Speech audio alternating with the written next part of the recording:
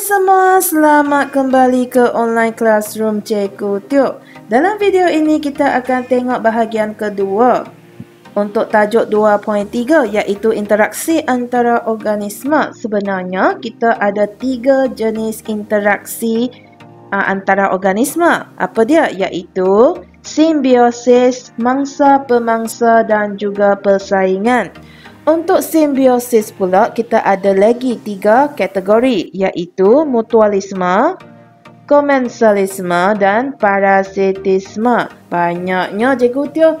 Ya, jangan risau, kita tengok satu persatu. Pertama sekali kita tengok dulu simbiosis. Sebelum kita masuk ke 3 jenis simbiosis tadi, kita kena faham dulu apa maksud simbiosis. Simbiosis adalah interaksi di mana 2 atau lebih organisma iaitu benda hidup, yang tak sama spesies duduk bersama. Mereka duduk dekat dengan satu sama lain dan berinteraksi. Itulah nama dia simbiosis. Ingat lagi tak 3 jenis? Mutualisme, komensalisme dan juga parasitisme. Kita tengok yang pertama sekali dulu iaitu mutualisme. Apakah maksud mutualisme? Mutualisme ini adalah satu interaksi di mana dua-dua organisma happy. Dua-dua dapat untung, dua-dua gembira. Apakah contoh yang ada untuk mutualisme? Nemo. Apa dia Nemo? Ikan badut yang duduk bersama dengan buran. Dua-dua ini ada interaksi mereka dinamakan sebagai mutualisme. Untuk buran akan melindungi ikan badut daripada pemangsa. Ikan badut ini boleh sorok dalam dia. Dan dapat perlindungan. Dan juga, buran juga menyediakan makanan kepada ikan badut. Untuk ikan badut pula, dia akan bersihkan buran. Dan juga dia memberi nutrien kepada buran dalam bentuk sisa makanan. Seterusnya, satu lagi contoh adalah lichen. Apakah maksud lichen? Tengok gambar ni. Yang ini adalah lichen. Apa sebenarnya dalam lichen tu? Dalam lichen tu sebenarnya adalah kulat dengan alga duduk bersama. Kulat dan alga duduk bersama dan dua-dua ni dapat untung. Kenapa? Sebab kulat akan membekalkan air dan mineral kepada alga. Manakala alga pula dia adalah tumbuhan warna hijau yang boleh menjalankan proses fotosintesis. Dan dia boleh membekalkan makanan kepada kulat pula. Jadi dua-dua ni duduk bersama adalah simbiosis dan dua-dua dapat untung. Jadi mereka adalah mutualisme. Lagi satu. Ini burung tiung dengan kerbau. Dua-dua happy juga. Dua-dua dapat untung. Ini mutualisme juga. Kenapa? Pertama sekali burung tiung dia happy. Dia untung. Kenapa dia dapat makanan? Dia makan kutu yang ada kat badan kerbau. Manakala kerbau pula dia untung macam mana? Dia untung sebab badan dia bebas daripada kutu. Dimakan oleh burung tiung. Jadi burung tiung dengan kerbau menunjukkan interaksi mutualisme. Seterusnya kita tengok pula komensalisme iaitu jenis kedua simbiosis. Apakah interaksi komensalisme? Maksudnya satu saja yang untung. Satu pihak je yang untung. Yang satu lagi pihak tak untung tak rugi. Dia tak kisah. Dan pihak yang untung tu dinamakan sebagai komensal. Kita tengok contoh yang paling Cikgu Tio seronok mengajar ni. Sebab memang interesting. Ikan jerung dengan ikan remora. Agak-agak dia siapa yang untung? Ikan kecil tu. Ikan remora yang merupakan komensal di dalam interaksi ni. Ikan remora ni memang untung gila dia. Kenapa? Pertama sekali dia dapat makanan. Macam mana? Ikan jerung bila dia makan, sisa makanan yang keluar tu ikan remora akan makan. Jadi dia untung. Ikan remora dapat makanan free. Lepas tu, cuba awak tengok dekat gambar ni. Ikan remora ni lekatkan diri dia kepada ikan jerung. Jadi ikan remora tak perlu berenang sangat lah. Ikan jerung akan bawa dia. Jadi dapat pengangkutan free. Apa lagi dia dapat? Awak rasa ikan lain yang besar yang cuba nak makan ikan remora, berani tak mereka nak masuk ataupun nak mendekati ikan remora ni?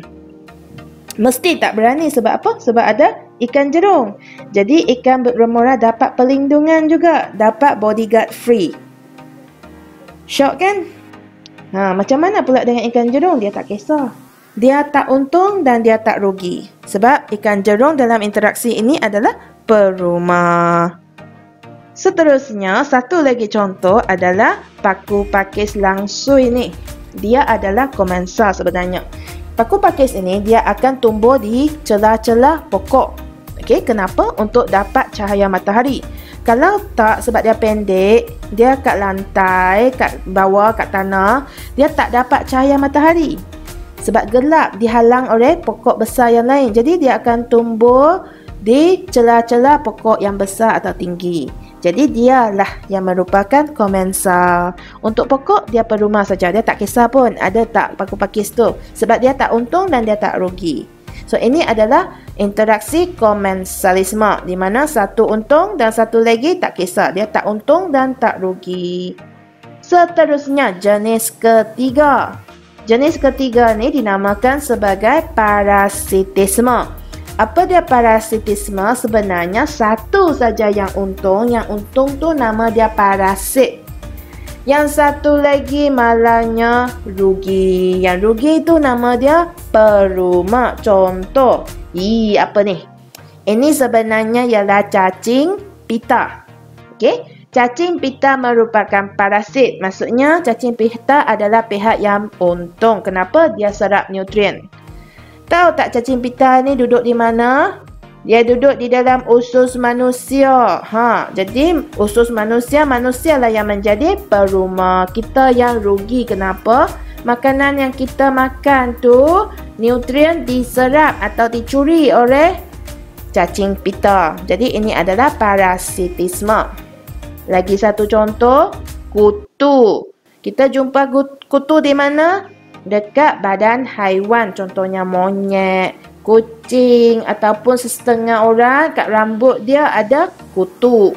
Jadi siapa yang parasit? Yang mana satu untung? Kutu lah yang untung. Ya, kutu adalah parasit sebab dia dapat makanan, dia hisap darah. Mana satu yang rugi? Mana satu yang jadi perumah? Manusia atau haiwan, sebab kita perumah dan kita hilang darah dan gatal badan kan. Okey, so ini adalah parasitisme. Seterusnya kita tengok jenis interaksi kedua. Tadi kita sudah tengok interaksi simbiosis, ada 3 jenis. Mutualisme, dua-dua untung. Komensalisme, satu untung dan satu lagi tak kisah, tak untung tak rugi. Ketiga adalah parasitisme, di mana satu untung dan satu rugi. Macam mana pula dengan jenis kedua? Mangsa pemangsa. Ini adalah jenis interaksi di mana satu organisme akan makan yang satu lagi. Mangsa adalah yang dimakan dan pemangsa ialah yang memburu. Contoh, harimau bintang adalah pemangsa sebab dia memburu. Yang menjadi mangsa di sini adalah rusa sebab dia dimakan. Okey, dan gambar ini pula yang menjadi pemangsa ialah beruang sebab dia memburu. Yang jadi mangsa adalah ikan sebab dimakan. Okey. Seterusnya jenis interaksi yang terakhir adalah persaingan. Apakah maksud persaingan? Okey, interaksi ini adalah di mana apabila ada organisme atau benda hidup yang duduk di satu tempat, dia tak cukup. Keperluan asas yang ada terhad, tak cukup untuk memenuhi keperluan semua organisme. Jadi mereka akan bersaing. Apakah keperluan asas yang mereka akan bersaing? Okey, keperluan asas seperti cahaya, ruang, air, makanan dan juga pasangan. Contoh dekat atas ini ada harimau bintang bersama dengan singa. Tak cukup makanan, jadi bersaing untuk dapatkan makanan yang ada di sini. Ini kerbau lah kot, kan? Jadi makanan mereka. Okey? Okey, contoh kedua kat bawah ni pula adalah kuda belang. Di mana mereka bersaing untuk dapat pasangan. Bersaing untuk dapat girlfriend lah tu. Untuk membiak. Sebab tak cukup. Okey? Sebab keperluan asas yang terhad. Itulah yang wujudnya persaingan. Seterusnya, Cikgu Teo nak bincangkan satu topik yang dinamakan sebagai kawalan biologi. Sebelum Cikgu Teo ajar apa dia kawalan biologi, Cikgu Teo nak awak semua ingat ini adalah topik yang sangat penting. Bukan penting saja, sangat-sangat penting. Kenapa? Ini adalah topik yang popular dalam ujian. Okey, sama ada peperiksaan pertengahan tahun, peperiksaan akhir tahun, ujian topika ataupun ujian PT3. Ini adalah topik hangat ya, topik yang selalu keluar soalan. Jadi sila bagi perhatian, cuba fahamkan. Okey. Jadi apa dia kawalan biologi? Dia adalah sejenis cara yang digunakan oleh petani untuk buat apa? Petani, siapa musuh dia? Okey, musuh petani, musuh yang ada di tempat tanaman kita adalah haiwan perosak, betul tak? Dia akan makan tanaman, hasil tanaman kita. Jadi, salah satu cara untuk hapuskan dia ialah dengan menggunakan organisme, menggunakan benda hidup yang merupakan musuh kepada perosak ni. Okey? Contohnya, pemangsa semula jadi dia, parasit, pemangsa dengan parasit ini kita sudah belajar kan? Atau patogen. Patogen ini merupakan dia macam mikroorganisma, contohnya bakteria yang akan menyebabkan penyakit kepada haiwan perosak. Okey? Kita tengok contoh supaya senang faham ya. Contohnya dekat ladang kelapa sawit. Okey? Biasanya burung hantu akan dipelihara.